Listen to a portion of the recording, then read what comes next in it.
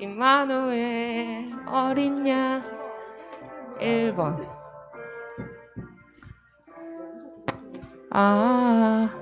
1번이 뭐였지? 까먹었네. 한 두세? 최하로 낮췄는데도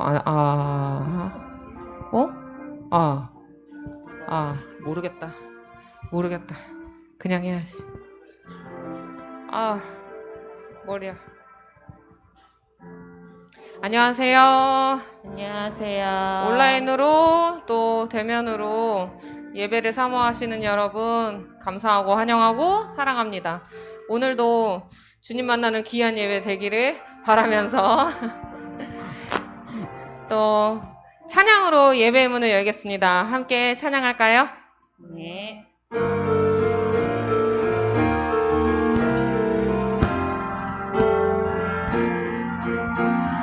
왕이신 하나님 높임을 받으소서. 찬양하리라. 영원히 높임을 받으실 그 이름 찬양하리라.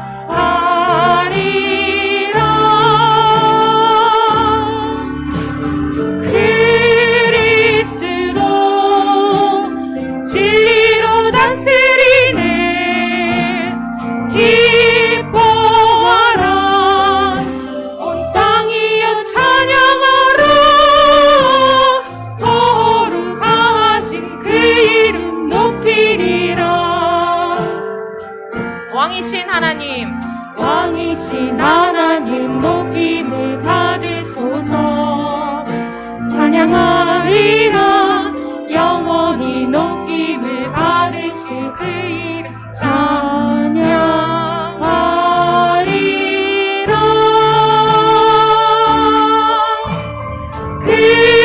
그리스도 진리로 다스리네. 기뻐하라. 온 땅이여 찬양하라. 거룩하신 그 이름 높이리라. 그리스도 진리로 다스리네. 진리로 다스리네.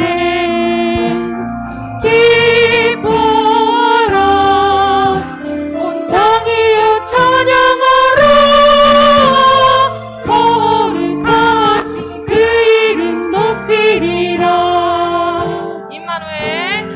임마누엘 어린 양 우리를 구원하셨네. 임마누엘 하나님 영원히 함께 하시네. 임마누엘 어린 양 우리를 구원하셨네. 임마누엘 하나님 영원히. 임마누엘 어린 양 우리를 구원하셨네.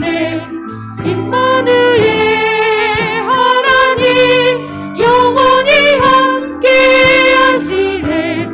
임마누엘 어린 양 우리를 구원하셨네. 임마누엘 하나님 영원히 함께 하시네. 할렐루야 할렐루야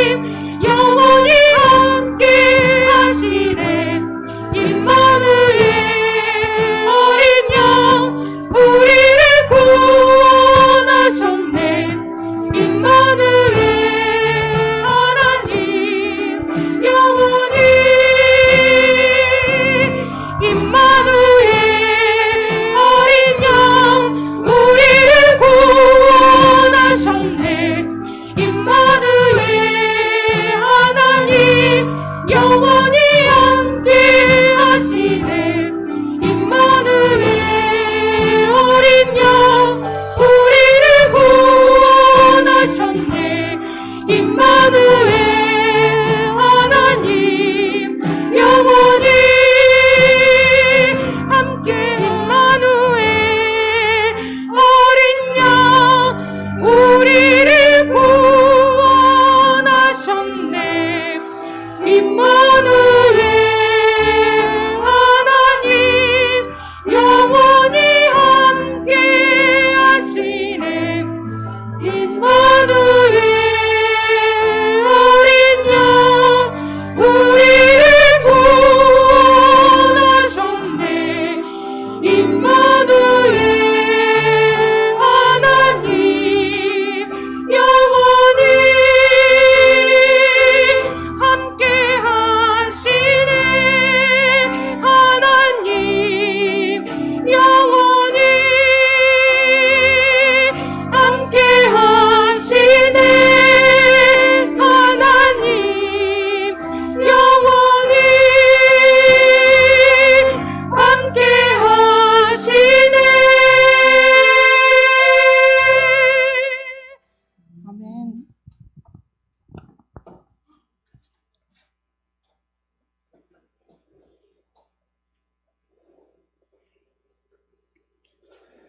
이제 다 같이 묵도하심으로 송년주일 3부 예배를 하나님 앞에 드리도록 합니다.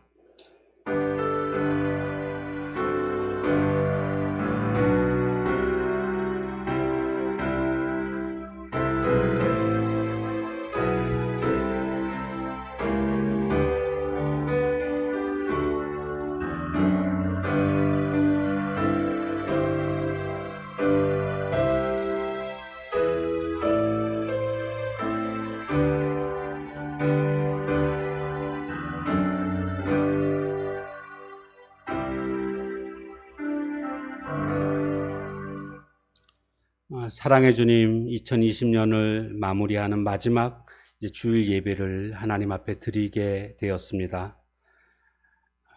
1년 동안 저희들과 저희 교회를 지켜주시고 보호해 주신 은혜를 감사드립니다. 그러나 최선을 다해서 주님만을 섬기지 못한 나약한 부분들도 있음을 고백합니다.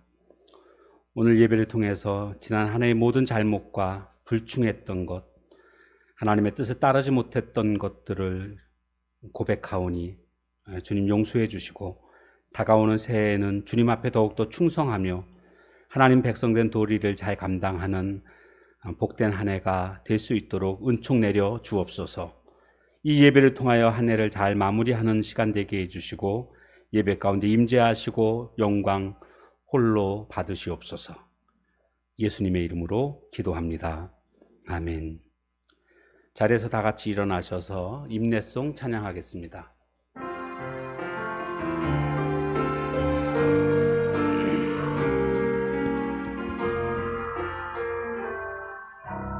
나는 하나님을 예배하는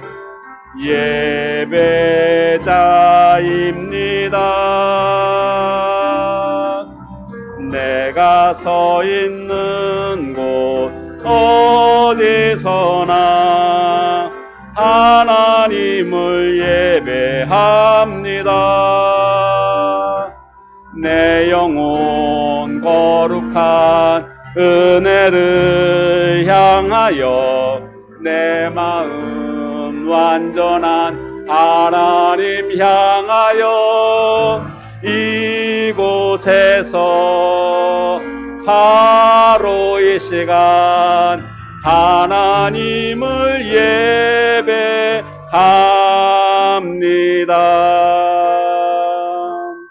사도신경으로 신앙을 고백하겠습니다.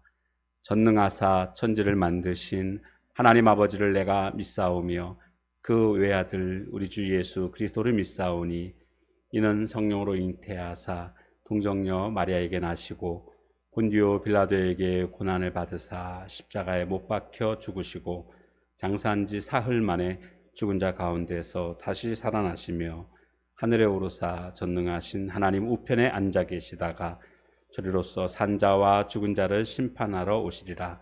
성령을 믿사오며 거룩한 공회와 성도가 서로 교통하는 것과 죄를 사하여 주시는 것과 몸이 다시 사는 것과 영원히 사는 것을 믿사옵나이다. 아멘. 자리에 앉으셔서 찬송가 320장 찬양합니다.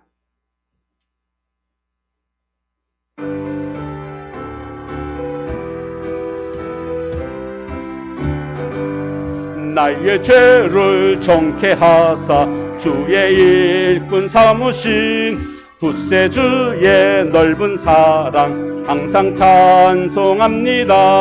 나를 일꾼 삼으신 주 크신 능력 주시고 언제든지 주 뜻대로 사용하여 주소서. 내게 부어주시려고 은혜 예비하신 주 주의 은혜 채워주사 능력 있게 하소서. 나를 일꾼 삼으신 주 크신 능력 주시고 언제든지 주 뜻대로 사용하여 주소서. 죄의 짐을 풀어주신 주의 능력 크도다. 나를 피로 사신 예수 내 맘속에 오소서. 나를 일꾼 삼으신 주 크신 능력 주시고 언제든지 주 뜻대로 사용하여 주소서. 주여 내게 성령으로 충만하게 채우사 생명수가 강물처럼 흐르게 하옵소서. 나를 일꾼 삼으신 주 크신 능력 주시고 언제든지 주 뜻대로 사용하여 주소서. 아멘.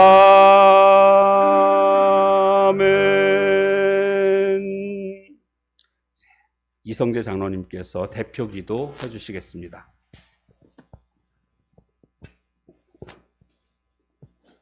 우리의 생명과 소망이 되시는 아버지 하나님, 거룩하신 성호를 찬양합니다. 코로나19의 어려운 중에서도 은혜와 평강 가운데 지켜주시고 거룩한 주님의 날을 맞이하여 하나님께 예배드리게 하심을 진심으로 감사드립니다. 저희들을 죄와 사망 가운데서 구원해 주신 아버지 하나님, 우리 성도들이 다 함께 모여 예배드리지 못하고 비대면으로 제한적인 예배를 드리고 있지만 성령님 함께하여 주셔서 각자의 처소에서 마음과 정성을 다해서 영과 진리로 예배 드릴 때에 아버지 하나님 기뻐 받으시는 거룩한 예배가 되게 하여 주시옵소서. 세상 염려와 근심 걱정으로 하나님을 온전히 신뢰하지 못한 저희들의 연약한 믿음을 고백하고 회개합니다. 용서하여 주옵시고 주님의 보혈로 정결케 하여 주시옵소서. 예배를 통해서 저희들의 심령을 새롭게 하시고 살아계신 아버지 하나님의 음성을 듣는 귀하고 복된 시간이 되게 하여 주시옵소서. 우리 교회를 사랑하시고 때를 따라도 오시는 은혜 가운데 지금까지 인도하신 아버지 하나님, 은혜와 사랑을 감사드립니다. 성령 충만한 교회 되게 하시고 말씀과 기도와 찬양으로 충만하며 구원의 감격과 주님의 사랑과 은혜가 차고 넘치는 복된 교회로 인도하여 주시옵소서. 주님이 함께 하시는 은혜 가운데 한 해를 마무리해가며 새해를 준비해가고 있습니다.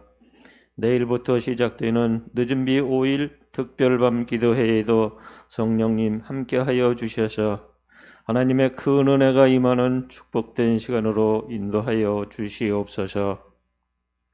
새로 임명된 직분자들에게 선한 청지기 사명 잘 감당해 나갈 수 있도록 새 힘과 능력을 허락하여 주시옵시고 성령으로 충만케 하여 주시옵소서.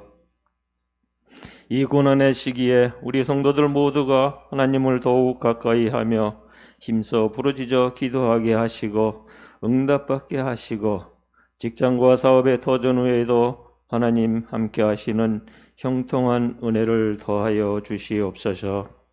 사랑하시는 우리 목사님, 영육간 늘 강건케 하옵시고 주님의 몸된 교회를 섬기고 이끌어 가시는 모든 일에 풍성한 은혜를 더하여 주시옵소서. 이 시간 하나님 말씀을 전하실 때에 성령님 함께하여 주시어서 권세와 능력의 말씀이 되게 하시고 우리의 영과 육이 새 힘을 얻는 복된 시간으로 인도하여 주시옵소서. 이 예배를 통해서 아버지 하나님 홀로 영광받아 주시옵소서. 우리를 죄 가운데서 구원해 주신 예수님 거룩하신 이름으로 기도하옵나이다. 아멘.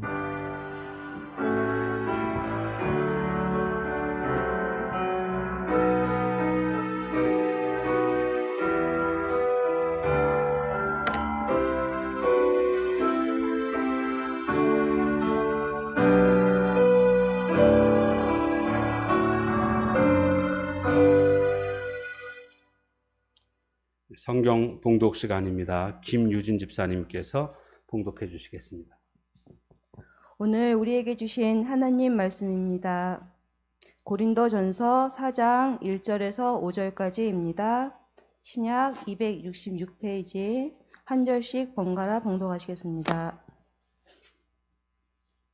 사람이 마땅히 우리를 그리스도의 일꾼이요 하나님의 비밀을 맡은 자로 여길지어다. 너희에게나 다른 사람에게나 판단받는 것이 내게는 매우 작은 일이라. 나도 나를 판단하지 아니하노니.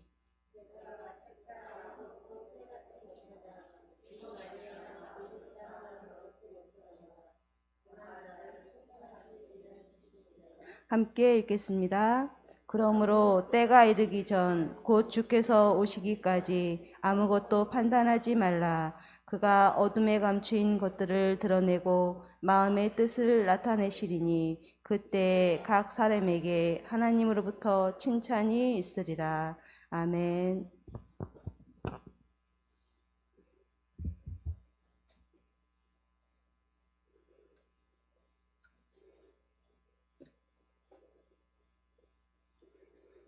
말씀 암송하는 시간입니다. 우리 지난 한 주간 동안 열심히 외운 말씀 로마서 12장 1절 말씀입니다. 그러므로 형제들아 내가 이렇게 시작하죠. 시작.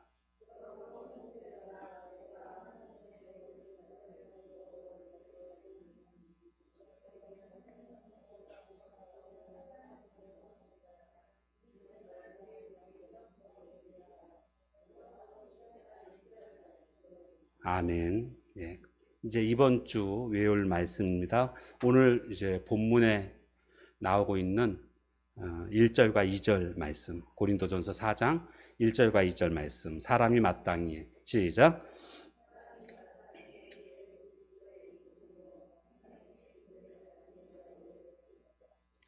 그리고 맡은 자들에게 구할 것. 고린도전서 4장 1절과 2절 말씀. 아멘. 자, 오늘 함께 말씀을 나눌 설교의 제목은 칭찬받는 충성된 종, 칭찬받는 충성된 종이라는 제목으로 은혜를 나누도록 하겠습니다. 한 충청도 사람이 자신의 고향에서 이발소를 열어서 영업을 하고 있었습니다. 그런데 손님이 그렇게 많지 않은 그런 시골이어서 좀 한가했습니다. 그래서 손님이 없을 때 이제 방에 들어가 있었는데 소리가 나서 나와 보니까 이발소 개업 이래로 최초로 외국인이 와서 머리를 손질하러 온 겁니다. 뭐 인사를 해야 되겠는데 영어는 잘 못하고 그래서 알아듣겠지 이렇게 생각하고 이 이발사가 와시오 이렇게 인사를 했습니다. 근데 이 외국인의 입장에서는요 완벽한 영어였습니다. What see you? 너 뭐 보고 있니? 이런 말이었죠. 그래서 의자에 앉아서 이렇게 앞에 거울이 있지 않았습니까? 그래서 나 거울 보고 있다고 mirror 이렇게 대답을 했습니다. 곧 이어서 그는 삭발이 됐습니다. 이게 서로 의사소통이 안 되는 거죠. 제가 이 말씀을 드린 거는 올 한 해 하나님과 우리 주님과 의사소통 잘 되셨나요? 의사소통이 잘 되면 하나님의 뜻이 무엇인지를 바로 깨닫게 될 것이고 하나님의 뜻대로 살았을 것입니다. 그런데 의사소통이 되지 않으면 엉뚱한 그런 삶을 살게 됐을 겁니다. 주님은 동쪽으로 가라고 하시는데 서쪽으로 알아듣고 서쪽으로 가고 막 이런 일들이 많이 벌어지게 된다라는 거죠. 용두삼이라는 말 여러분 기억하실 겁니다. 머리는 용인데 꼬리는 뱀이다. 이게 이제 사자성어로 용두삼이라고 얘기하죠. 이것은 이제 이런 뜻이죠. 시작은 아주 멋들어지게 화려하게 시작을 했는데 끝은 아주 미약한 이런 모습을 우리가 용두삼이라고 얘기합니다. 2020년 시작할 때 주님과 함께 담대히 나아가리라 하면서 멋지게 시작했으면 참 잘하신 겁니다. 근데 지금의 모습이 어떤가를 한번 비교해 보시면 좋겠습니다. 작년 한 해 시작하면서, 올 한 해 시작하면서 정말 내가 전도도 열심히 하고 말씀도 열심히 읽고 기도도 하고 하나님 앞에 충성하고 봉사해야지. 그렇게 시작한 거 아주 잘하신 겁니다. 근데 지금의 모습은 어떤 모습인가? 혹시 용두삼이의 모습이 되었다고 생각되시면 이제 이걸 좀 우리가 바꿔야 됩니다. 깨닫고 다시 시작해야죠. 근데 중간에 처음에는 같이 주님과 시작했는데 어느덧 가다 보니까 주님과 함께 가는 게 아니라 나 혼자 가고 있는 것들을 보게 될 수도 있습니다. 주님과 소통이 안 되면 같이 가다가 떨어져서 가게 되는 경우들을 보게 된다는 거죠. 이게 바로 소통의 문제입니다. 오늘 우리가 시작은 잘했지만 마무리가 잘 안 되면 좋지 않습니다. 그러니까 둘 중에 어떤 게 더 중요하냐라고 묻는다면 저는 마무리가 더 중요하다. 물론 시작도 중요하지만 마무리가 더 중요하다. 이렇게 말하고 싶습니다. 연말이 되면 회사들도요, 감사를 합니다. 우리나라 공공기관들도 다 감사를 합니다. 그래서 감사를 잘 받아서 보람있게 한 해를 마무리할 수가 있는가 하면 감사를 했는데 엉터리다. 그러면 문제가 있었던 것 아닙니까? 근데 감사받는 것 자체가 의미가 있습니다. 왜냐하면 새롭게 잘 출발할 수 있는 어떤 계기가 됩니다. 그래서 오늘 우리들의 삶을 이 송년 예배를 통해서 한번 돌아보는 것은 큰 의미가 있습니다. 뭐 잘했든 잘못했건 간에 잘했으면 더 할 나위 없이 좋은 거고요. 잘못 살았다고 한다면 이제 그 잘못 산 원인들을 발견하고 새롭게 출발할 수 있는 계기가 되기 때문에 중요한 것은 지금 이 순간에는 한 해 동안 내가 어떻게 살았는가를 돌아보는 모습이 중요하다고 할 수가 있습니다. 이것은 교회적으로도 꼭 필요한 일인 것은 두말할 나위가 없습니다. 오늘 본문에 나오고 있는 고린도 교회는요, 처음에는 정말 멋지게 시작을 했습니다. 바울이 교회를 세웠고요. 그리고 많은 사람들이 몰려들었습니다. 원래 이 고린도라는 지역 자체가 아주 방탕한 그런 아주 타락한 도시였거든요. 근데 그 교회가 들어서니까 사람들이 많이 몰려들게 되었고 부흥했습니다. 얼마나 귀한 일입니까? 그런데 문제가 생겼는데 이 고린도 교회 내에 파당이 생기기 시작했습니다.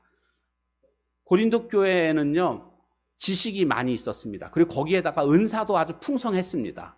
근데 문제는 다른 사람들과 비교하면서 자신들이 더 우월하다고 하는 계파 싸움이 일어나기 시작을 했습니다. 그래서 나는 바울파다, 너는 아볼로파다, 또 베드로파다, 그리스도파다, 이런 식으로 교회 내 파당이 생기게 됩니다. 그러다 보니까 서로 헐뜯고 비방하고 이런 일들이 벌어지게 됐는데 전도 여행을 하고 있었던 바울 사도에게 이 이야기가 들린 겁니다. 그러니까 바울의 입장에서는 얼마나 속이 상할까요? 본인이 가서 개척한 교회인데, 세운 교회인데 그 교회가 지금 싸우고 있다라는 소식을 들었을 때 너무나 속이 상했습니다. 그래서 안 되겠다 싶어서 지금 돌아갈 수 있는 상황은 못 되고 편지를 썼습니다. 그 편지가 바로 고린도 전서입니다. 첫 번째 쓴 게. 그리고 두 번째 쓴 게 고린도 후서입니다. 자, 고린도 전서에서는 어떤 내용을 쓰고 있는가? 오늘 본문에 보니까 서로 판단하지 말라는 겁니다. 오늘 말씀에 보면 판단하는 것 때문에 너희들이 지금 싸우고 있다라는 그런 진단입니다.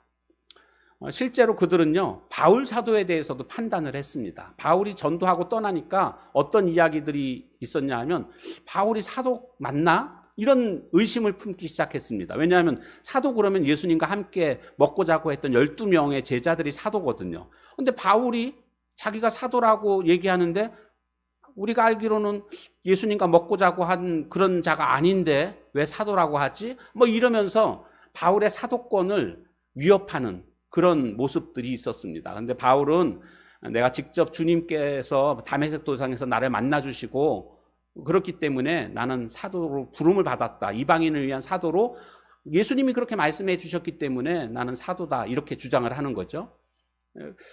그런데 이제 고린도 교회 내에 이 바울의 사도권에 대해서 판단하는, 의심하는 이런 자들이 생겨나게 된 것입니다.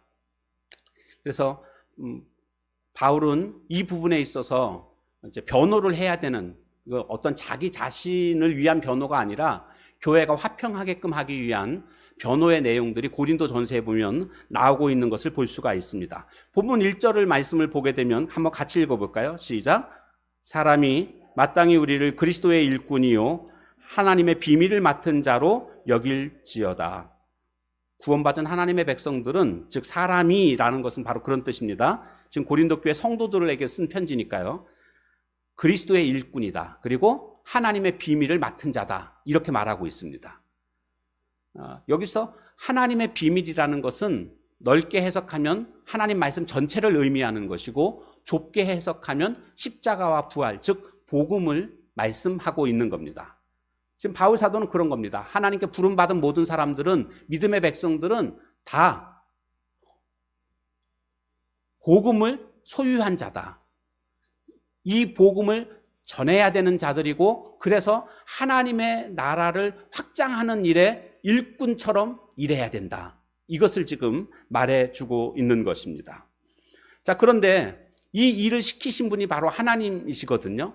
그러니까 나중에 하나님 앞에서 판단받겠다. 이것이 바울 사도의 고백입니다. 왜요? 하나님이 일을 시켰거든요. 그러면 하나님이 시키신 일 가지고 판단을 하시지 다른 일 가지고 판단하시지 않습니다. 바울 사도는 지금 하나님의 비밀을 맡은 이 일을 우리가 해야 된다. 이것을 지금 고린도 교회 성도들에게 말하고 있는 겁니다. 그래서 주님이 판단하실 때에 어떤 결과가 나타나야 되는가? 오늘 마지막 5절에 보면 칭찬이 있으리라 이런 말씀이 나오는데 주님 앞에서 판단받을 때에 칭찬받아야 된다. 그리고 충성된 종이라고 인정받아야 된다. 왜요? 우리는 하나님의 예수 그리스도의 일꾼이라고 했으니까 이 두 가지를 말해주고 있는 겁니다. 그러면 오늘 함께 살펴볼 것은요. 그러면 오늘 우리가 칭찬받고 충성된 종이라고 그렇게 인정받는 자들의 삶은 어떤 삶이 되어야 하는가? 이 부분을 좀 살펴보려고 합니다. 첫 번째로는 끝까지 충성해야 합니다. 2절 말씀 한번 같이 읽어보겠습니다. 시작. 그리고 맡은 자들에게 구할 것은 충성이니라. 일꾼으로 우리를 부르시지 않았습니까? 그리고 우리에게 맡겨주셨습니다. 복음을 맡겨주셨습니다. 오늘 우리는 복음을 맡은 자가 됐습니다. 그럼 오늘 우리들이 해야 할 일은 뭐라고요? 충성이라고요. 그러니까 우리가 다른 어떤 것보다 기도해야 될 것은요. 하나님, 내가 맡은 일을 잘 감당할 수 있는 충성할 수 있도록 하나님 도와주십시오. 이렇게 우리가 기도해야 될 줄로 믿습니다. 다른 어떤 기도보다도 하나님 일꾼이니까 일을 잘할 수 있게 해달라고, 충성할 수 있게 해달라고 우리가 기도해야 되겠습니다. 근데 이 충성이라는 것은요, 군대에서 인사할 때 사용하는 용어이기도 합니다. 물론 다른 것도 쓰기도 하지만 전쟁을 통해서 생사를 넘나드는 그런 상황에 있는 군인들에게 있어서 꼭 필요한 품성이 충성입니다. 국가에 대한 충성, 그리고 상사에 대한 명령에 대한 충성. 그래야지 전쟁을 제대로 수행할 수 있는 것 아니겠습니까? 그런데요, 우리 그리스도인들에게 있어서도 꼭 필요한 그런 품성 중에 하나가 바로 충성이라고 할 수가 있겠습니다. 하나님은 충성하는 자를 기뻐하시고 충성하는 자에게 복 주십니다.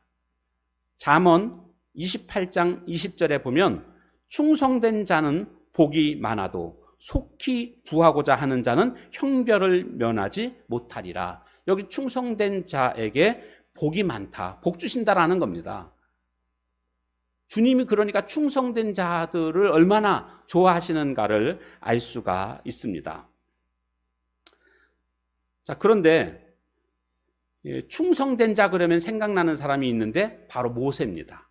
모세는 선지자죠. 그런데 다른 선지자들하고 확연히 차이 나는 게 있는데 그게 바로 충성입니다.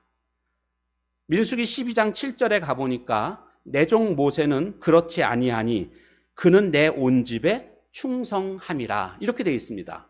모세는 그렇지 않다. 이게 무슨 뜻이냐면 이 앞에 6절 말씀에 보면 여호와께서 이렇게 말씀하십니다. 내가 선지자들에게 환상을 통해서 알리기도 하고 꿈을 통해서 말하기도 하지만 모세는 그렇지 않다. 이렇게 지금 말씀하고 있는 겁니다. 그럼 모세한테는 어떻게 하는가? 그 뒤에 8절에 보면 12장 8절에 보면 그와는 즉 모세와는 내가 대면하여 명백히 말하고 이렇게 되어 있습니다. 그러니까 다른 선지자들한테는 환상이나 꿈을 통해서 알려주지만 그것은 사실 좀 흐릿한 거라는 거죠. 근데 모세한테는 어떻게 알려준다고요? 대면해서 뚜렷하게 말을 한다라는 겁니다. 그러니까 다른 선지자와 모세는 레벨이 다릅니다. 자, 그런데 그 레벨이 다른 차이가 나는 그 이유가 뭐라고요? 오늘 말씀 7절에 뭐라고 되어 있습니까? 그는 내 온 집에 충성함 때문이다. 이렇게 말씀하고 있습니다. 그러니까 모세가 얼마나 하나님 앞에 충성했는지 하나님은 그 충성함에 감동하셨던 겁니다. 그래서 보통 하나님을 대면해서 이야기를 한다. 그럼 어떻게 됩니까? 성경에 보면 죽는 거죠. 근데 모세한테만큼은 그것을 그냥 허락해 주십니다. 그 정도로 하나님이 충성하시는 것을 기뻐하시고 좋아하신다라는 것을 알 수가 있습니다. 그런데 이 충성도요, 좀 변함이 없어야 됩니다. 헬라어의 특징은 현재형은요, 지속성을 늘 뜻합니다. 현재형으로 쓰여진 단어는 지속성을 의미하고 있습니다. 여기 충성하라, 현재형이거든요. 이것은 바로 계속 충성하라는 겁니다. 이 말씀의 의미는 뭐냐면 어떤 사람들은요, 열심히 충성을 합니다. 그런데 시간이 지나서 그 마음이 변질이 오는 경우들을 보게 됩니다. 특별히 직분받은 분들 가운데 이런 모습들을 많이 볼 수가 있는데 열심히 충성하셔서 이제 집사님 직분을 받으셨습니다. 그러다가 또 권사님 직분을 받으시기도 하시고 안수집사님 혹은 장로님 직분을 받기도 합니다. 근데 문제는 거기에서부터 시작이 됩니다. 직분을 받게 되는 목적이 뭡니까? 뭐지요? 모르니까 그런 건가요? 충성하라고. 지금도 충성하셨지만 직분을 통해서 더 많이 충성하라고 직분을 주는 것 아닙니까? 하나님께서 그렇게 직분을 주십니다. 더 많이 충성하라고. 초대교회 7집사, 그 사람들 충성하던 사람들이었습니다. 그런데 7집사를 세우고 더 많이 충성할 수 있도록 했던 것 아닙니까? 그러니까 직분을 받은 사람들은 더 많이 충성하는 그런 자가 되어야 하는데 이 직분을 계급으로 생각을 해서 내가 이제 높은 자리에 올라왔으니까 하면서 그때부터 다른 사람들이 뭐라고 얘기하면 그냥 마음에 안 들면 그냥 기분 나쁘다는 듯이 말 잘라버리고 그리고 나중에는 대접받으려고 하는 이런 모습들이 보이기 시작합니다. 그래서 이 직분을 나중에는 차라리 안 받는 것이 더 낫지 않았을까 이런 생각이 드는 경우도 있습니다. 왜냐하면 직분을 안 받았으면 겸손하게 그렇게 잘 섬겼을 수도 있었을 텐데 직분을 받음으로 말미암아 교만해지는 이런 모습들이 나타나니까 참 직분을 안 받는 게 더 나을 뻔했다. 이런 경우도 있다라는 겁니다. 절대 그래서는 안 되겠죠. 중요한 것은 우리가 변함없어야 되겠습니다. 우리가 에베소서 6장 24절에 보면 예수님에 대한 사랑도 변함이 없어야 된다. 이런 말씀이 나옵니다. 우리 주 예수 그리스도를 변함없이 사랑하는 모든 자에게 은혜가 있을지어다. 그러니까 예수님을 사랑할 때 변함이 없어야 된다라는 거죠. 여러분 생각해 보십시오. 지금 내가 주님에 대한 사랑이 변했는지 아니면 변하지 않았는지. 물론 좋은 쪽으로 변화가 된 것은 다행입니다. 그런데 나쁜 쪽으로 변화가 일어났다. 이건 변화라고 말하지 않고 변질이라고 얘기하죠. 주님을 처음 만났을 때 그 감동, 그 사랑, 이것이 시간이 갈수록 점점 불타오르고 더 뜨거워야 되는데 점점 모닥불이 사그러들듯이 주님에 대한 사랑이 사그러들었다면 이것은 변질된 거라고 할 수가 있습니다. 우리가 충성도 마찬가지 아닐까요? 변함없는 충성. 내가 정말 주님 사랑하는 까닭에 충성하는 것인데 끝까지 내 생명 다하는 날까지. 그래서 요한계시록 2장 10절에 나오는 것처럼 죽도록 충성하라. 그리하면 생명의 간을 내게 주리라. 이런 말씀처럼 죽도록은 무슨 뜻입니까? 목숨 걸고 혹은 죽기까지라는 뜻 아니겠습니까? 그만큼 변질되지 않는, 변함없는 주님 오시는 그날까지 우리가 충성할 줄 아는 그런 자가 되어야 할 줄로 믿습니다.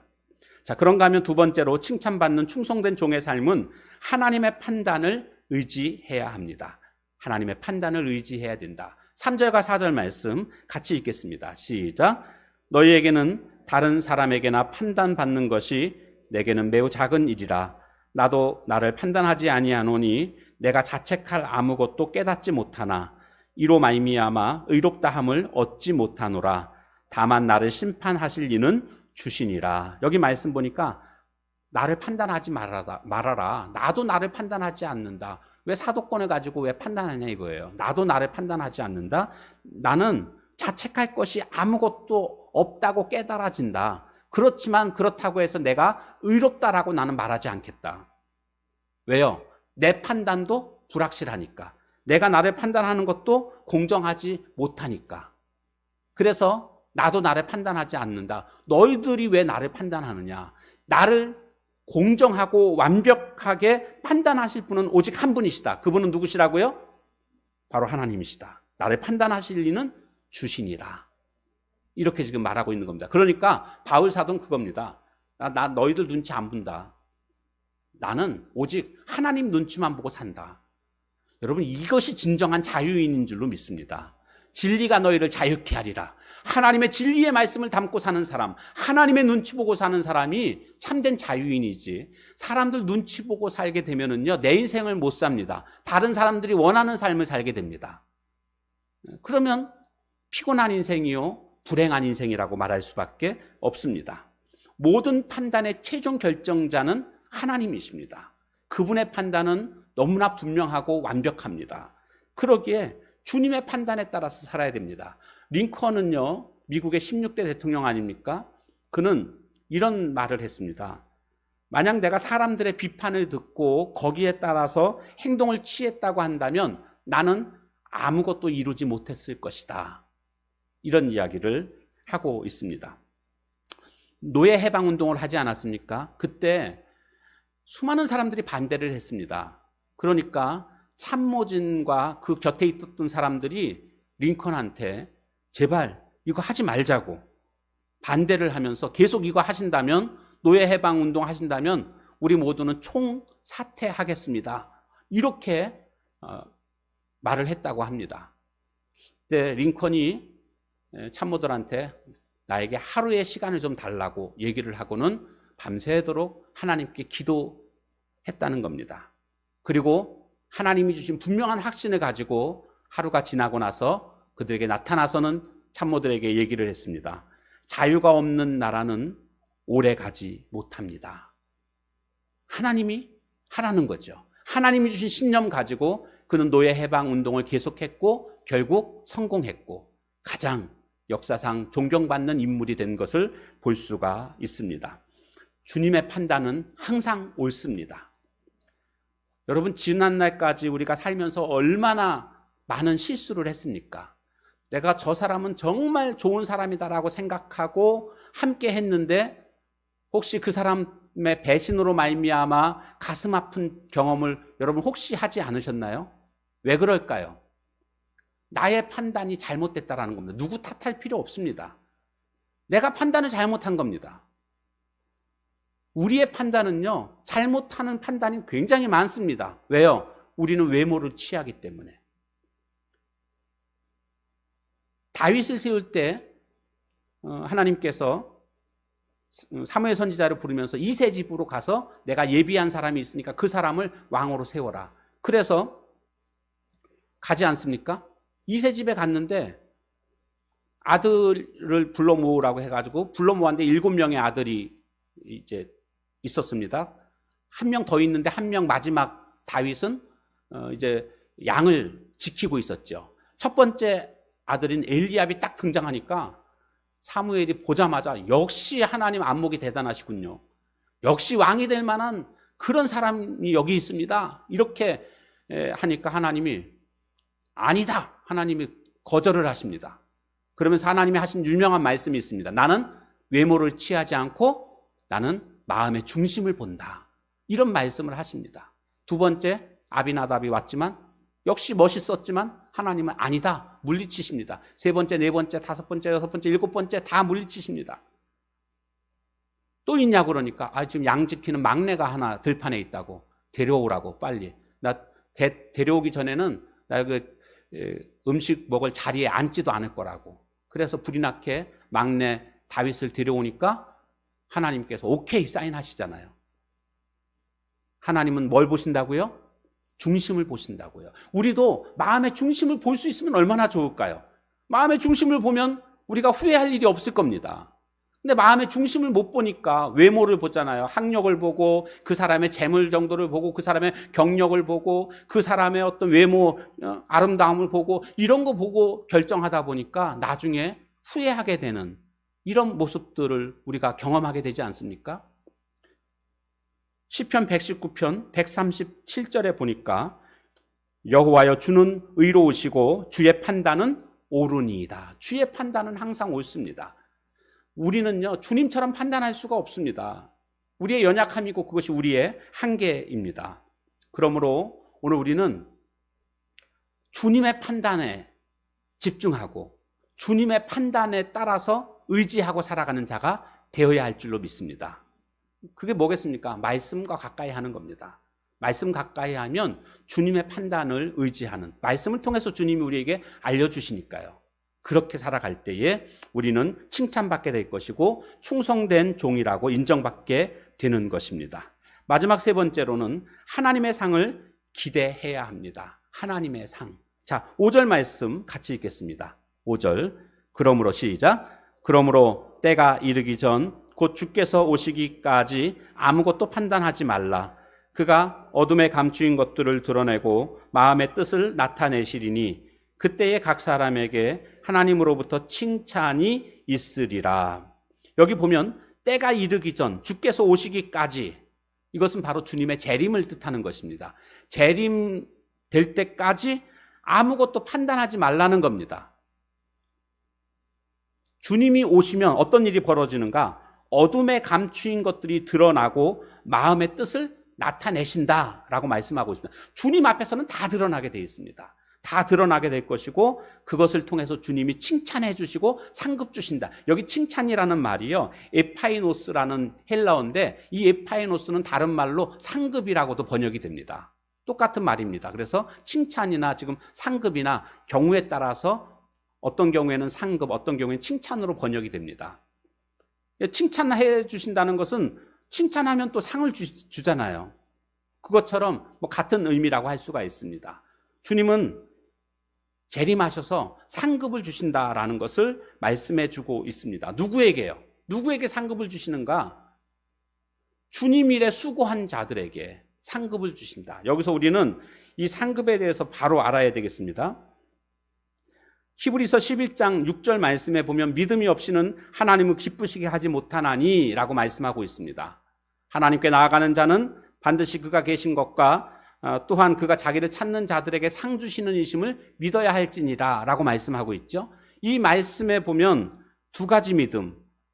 먼저 불신자들이 받을 수 있는 최고의 축복은 뭐냐 하면 구원받는 겁니다. 불신자들, 이들에게는 믿음이 필요합니다. 믿음으로 말미암아 구원받는 게 최고의 복이고요. 이미 구원받은 신자들에게 있어서 최고의 복은 뭔지 아시겠습니까? 상급입니다. 상. 여기 끝에 나오잖아요. 상 주시는 이심을 믿어야 할 거라고.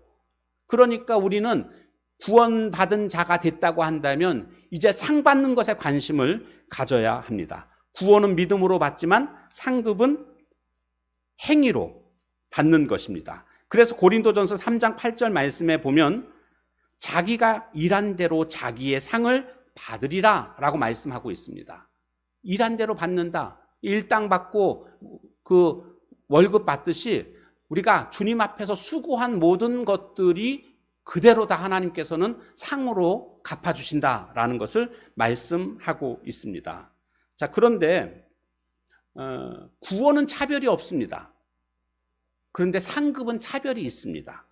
우리가 이 부분을 좀 잘 알아야만 앞으로 우리가 상급을 향해서 살아가는데 올바른 삶을 살아갈 수가 있습니다. 그 상급에 대해서 좀 구체적으로 잘 알아야 됩니다. 똑같은 일을 해도요, 전시용으로 하는 경우가 있는가 하면 은밀하게 일하는 경우가 있습니다. 전시용이라는 것은 다른 사람들에게 다 보이게끔 하는 그러한 일이죠. 마태복음 6장 1절에 보면 한번 같이 읽어볼까요? 시작. 사람에게 보이려고 그들 앞에서 너의 의를 행하지 않도록 주의하라. 그리하지 아니하면 하늘에 계신 너의 아버지께 상을 받지 못하느니라. 부정의 부정인데요. 여기 이거죠. 의를 행할 때에 어떻게 하라는 겁니까? 보이지 않게 하라는 겁니다. 만약에 의를 행할 때에 보이게 행한다면 아버지께 상을 받지 못한다라고 말씀하고 있습니다. 그 은밀히 행하라는 겁니다. 왜 그럴까요? 보이게 하면 사람들이 와 박수 쳐주잖아요. 그러니까 보이지 않게 하는 것이 상 받는 비결입니다. 초대교회 바나바라는 사람이 있죠. 원래 이름은 요셉입니다. 그런데 이 사람이 밭을 팔아서 사도들의 발 앞에 두었습니다. 왜 사도들의 발 앞에 두었을까요? 자기가 도와줄 수도 있었는데요. 자기가 도와주게 되면 자기의 의가 드러나잖아요. 그래서 자기의 의가 드러나는 것을 막고자 밭을 팔아서 사도들의 발 앞에 둔 겁니다. 사도들이 알아서 도와달라고.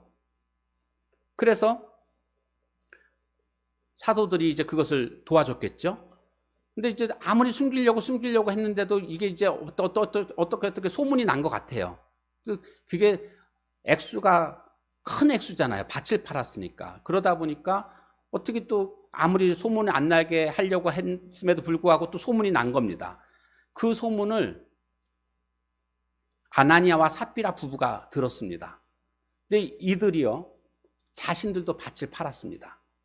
그리고 사도들의 발 앞에 뒀는데 전부를 둔 게 아니라 얼마를 숨겨두고 얼마만큼만 이렇게 드린 겁니다. 근데 잘한 거지요. 얼마를 드린 것도 참 잘한 거 아닙니까? 그런데 문제는 전부 다라고 거짓말을 했습니다. 이것 때문에 그날 이 두 부부가 죽게 됩니다.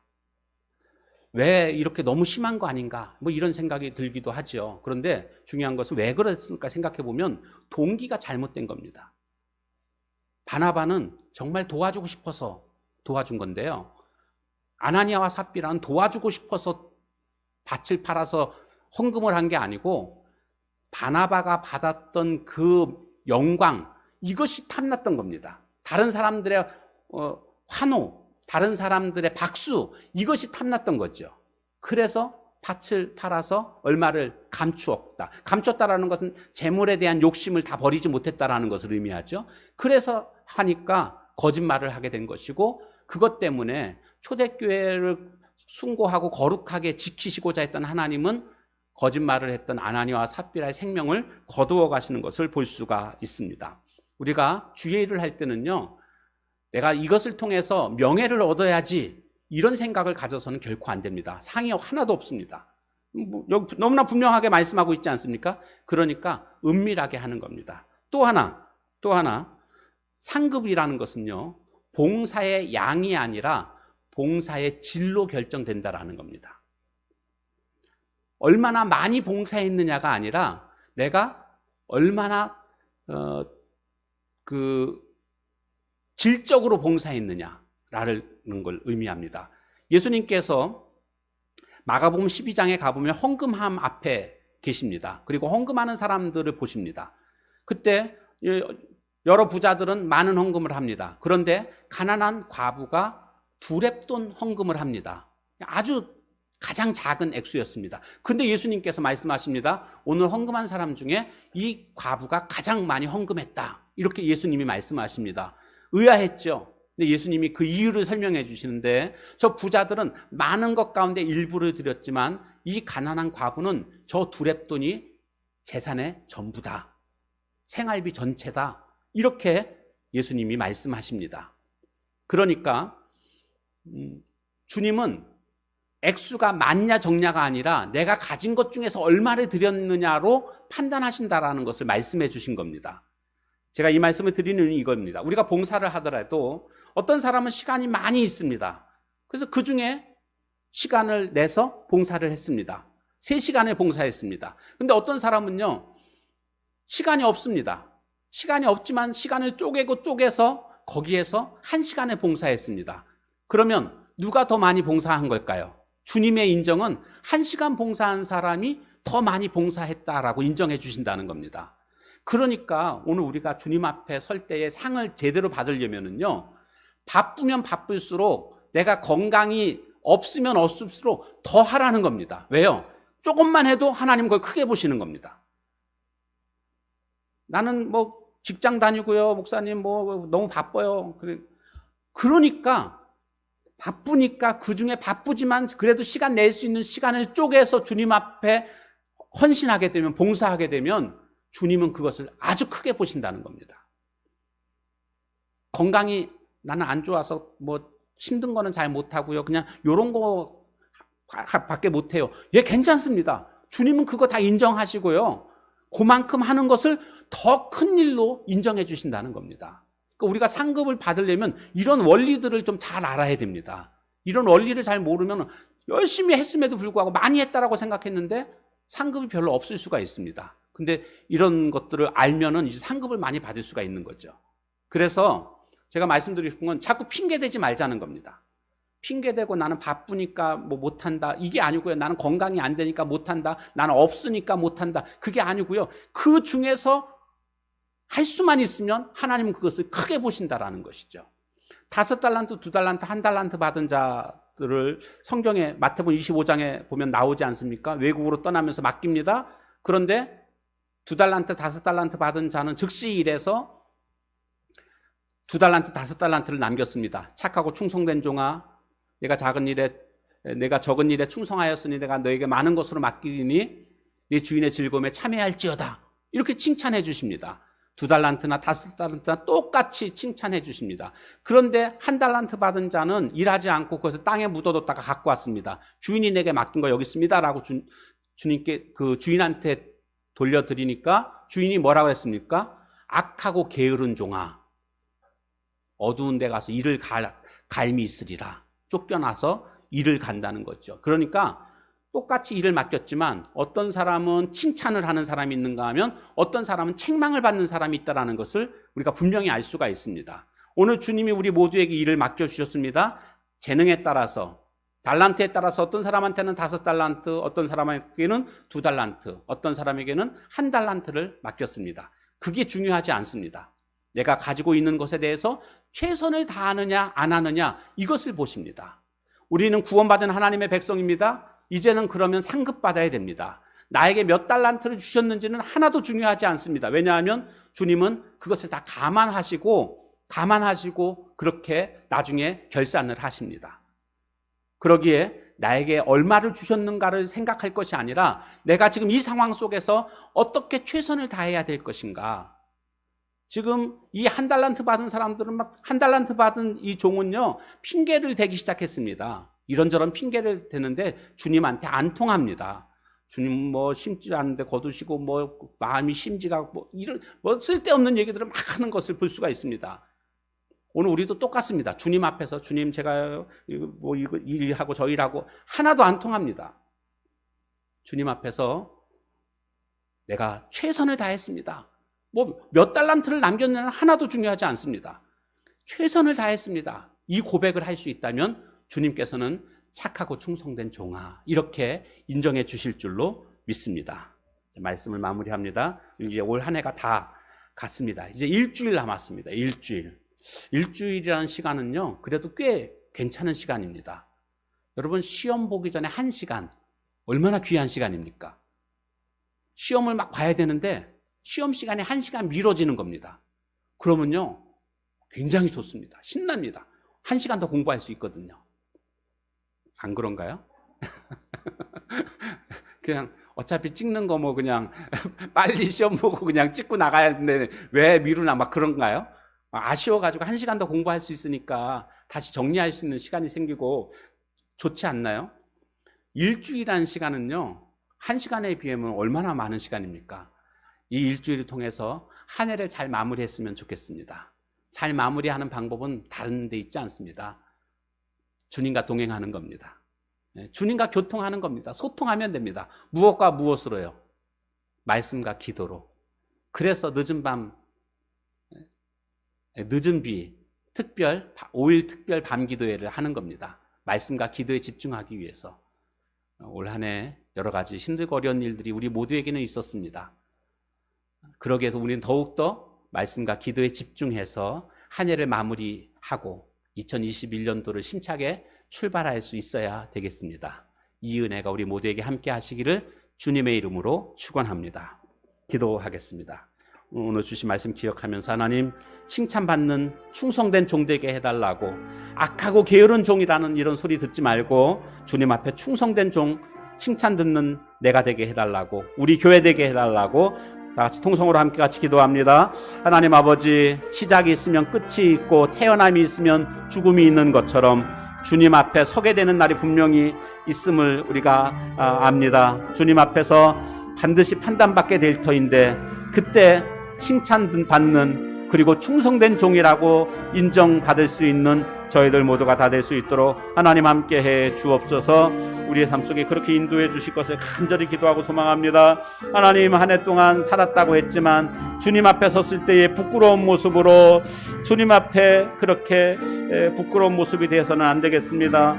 주님, 사도처럼 하나님 그렇게 살아갈 수 있도록 하나님 인도해 주시고, 고백할 수 있는 우리의 면류관을 바라볼 수 있는 우리들의 믿음이 다 될 수 있도록 하나님 함께 해 주옵소서. 인도해 주실 주님의 믿습니까? 우리의 삶 속에서 역사해 주시고 한 해 동안 충만한 은혜로 이제 마무리하고 한 해 시작할 수 있도록 도와주옵소서. 예수님의 이름으로 기도합니다. 아멘. 하나님 감사합니다. 오늘 말씀을 통해서 칭찬받는 충성된 종의 삶은 어떤 삶인가를 우리가 함께 살펴봤습니다. 끝까지 충성할 줄 아는 저희들 되게 하옵소서. 그리고 하나님 판단만을 생각하고 의지하는 자가 되게 해주시고 하나님의 상을 기대할 줄 아는 저희들 모두가 되게 하옵소서. 바울 사도는 나는 선한 싸움을 싸우고 나의 달려갈 길을 마치고 믿음을 지켰으니 이제 후로는 나를 위하여 의의 면류관이 예비됐다라고 고백했는데 이 고백이 우리들의 고백이 되게 하옵소서. 예수님의 이름으로 기도합니다. 아멘. 찬송가 330장 찬양하겠습니다.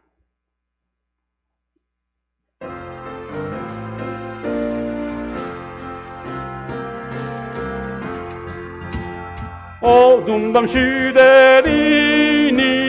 내 직분 지켜서 찬 이슬 맺힐 때에 일찍 일어나 해 돋는 아침부터 힘써서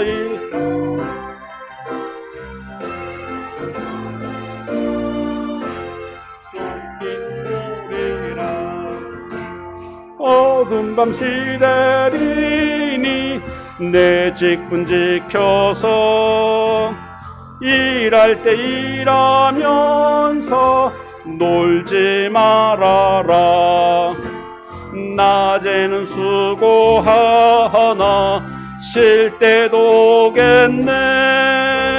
일할 수 없는 밤이 속히 오리라. 어두운 밤 시대리니 내 직분 지켜서 지는 해 빗긴 곁에 힘써 일하고 그 빛이 닿아여서 어둡게 되어도 할 수만 있는 대로 힘써 일하라.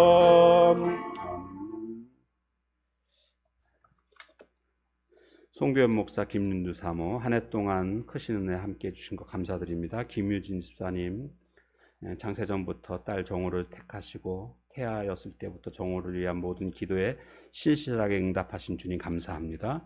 김옥경 집사님, 범사에 감사합니다. 이정은 집사님, 정예지 어린이, 윤희문 집사님, 이민희 집사님, 이성재 장로님, 방정욱 권사님, 또 무명으로 감사임을 드렸고요. 또 성탄감사헌금, 선교헌금, 또 구제헌금, 주정헌금, 10의 1조 드린 손길이 있습니다. 기도하겠습니다. 하나님 감사합니다. 오늘도 주님 은혜 기억하여 주님 전에 나와 예배드리며 하나님께 예물 올려드립니다. 우리의 정성을 다하여 주님 사랑하는 마음 가지고 주 앞에 드리오니 주님 예물 흠량하여 주시고 드린 손길마다 하나님께서 기억해 주시고 더 좋은 것들로 채워 주실 줄 믿습니다. 또한 이 물질이 사용되는 곳곳마다 영혼 구원의 역사가 일어나게 하시고 하나님의 나라가 아름답게 확장되며 하나님께 영광 돌려드리는 복된 예물 삼아 주옵소서. 축복하며 우리 구주 예수님의 이름으로 기도하옵나이다. 아멘. 교회 소식 알려드리겠습니다. 주보 뒷면 보시면 되는데요. 카렌다 준비되어 있습니다. 벽걸이, 탁상용 다 준비되어 있으니까 필요하신 만큼 저 뒤에서 가져가시면 되겠습니다. 기부금 영수증 필요하신 분은 저에게 핸드폰으로 문자나 카톡으로 이름, 주민등록번호, 집 주소를 보내주시면 되는데 변함이 없으신 분들은 이름만 보내주시면 되겠습니다. 근데 이제 집 이사를 가셨거나 뭐 이런 분들은 집 주소를 다시 보내주셔야 되겠고요. 그 다음에 남편 거를 원하시는 분 괜찮은 거거든요. 원래 남편 교회 안 다니셔도 남편이 필요하면 아내가 교회 다니면서 헌금해도 되는 겁니다. 법상 되는 거니까 남편 거를 보내주셔야 됩니다. 본인 거 보내주시면 안 됩니다. 남편 거를 하려고 하실 경우에는 남편 거를 보내주셔야 됩니다. 주민등록번호, 이름, 집 주소요. 그 다음에 이제 내일부터 늦은비 5일 특별 밤기도회가 시작됩니다. 사모하는 마음 가지시고 모두 함께 꼭 참여해 주시기를 당부를 드리는데, 문제는 이제 교회 계정이 지금 닫혀 있습니다. 그래서 그동안 보시던 교회 계정으로는 볼 수가 없고요. 지금 이제 임시로 일주일 동안만 지용희 집사님 개인 계정으로 이제 방송을 송출을 합니다. 보는 방법은 두 가지가 있는데, 교회에서 먼저 이제 카톡을 통해서 보내드리면 링크 타고 그냥 누르시면 들어올 수 있습니다. 아시죠? 예, 복사해서 공유하는 걸로 보내드리면 그렇게 보시면 됩니다. 순장님들한테 보내드리면 순장님들이 이제 순원들한테 보내드리니까요. 그렇게 들어오시면 되고, 또 하나는 직접 들어오시면 됩니다. 직접 유튜브로 들어가셔서 검색에 가스레인지 용인 성결교회 이렇게 들어오시면 됩니다. 가스레인지 그러면 안 됩니다. 가스레인지 5글자입니다. 5글자 가스레인지. 왜 가스레인지냐고 물어보시는데, 그건 지용희 사님이 그렇게 이름을 정하신 겁니다. 그렇기 때문에 가스레인지 그다음 한 칸 띄고 용인 성결교회 하면 바로 뜹니다. 바로 뜹니다. 그렇게. 그럼 거기에서 이제 동영상으로 들어가시면 바로 이제 실시간 하는 걸 볼 수가 있습니다. 그래서 그렇게 두 가지 방법이 있으니까 그렇게 들어오시면 되겠습니다. 돌아가실 때는 마스크 준비되어 있는 거, 비말 차단 마스크니까요. 꼭 가져가시면 되겠습니다. 자리에서 일어나셔서 폐회송 부른 후에 폐회송 부른 후에 축도로 예배를 마치도록 하겠습니다. 1절만 하겠습니다.